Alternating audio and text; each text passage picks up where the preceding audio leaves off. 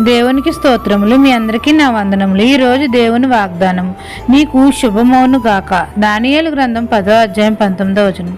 మహాపరిశుద్ధుడైన మన తండ్రి అయిన మన యెహోవా, మనల్ని నీవు బహు ప్రియుడువు గనుక భయపడకము, నీకు శుభమౌను గాక అని ఆశీర్వదిస్తున్నాడు. మన తండ్రి మనల్ని ఎంతగానో ప్రేమిస్తున్నాడు. మన చుట్టూ శత్రువులు ఉన్నా దేనికి భయపడవద్దు, నీవు నాకు బహు ప్రియుడువు గనుక నీకు శుభం కలుగుతుంది అని ధైర్యపరుస్తున్నాడు.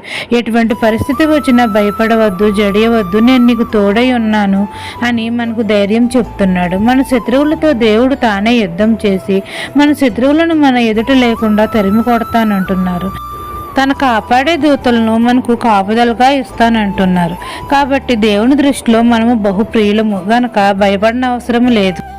తండ్రి మనకు శుభమగును గాక అని మనల్ని దీవిస్తున్నాడు.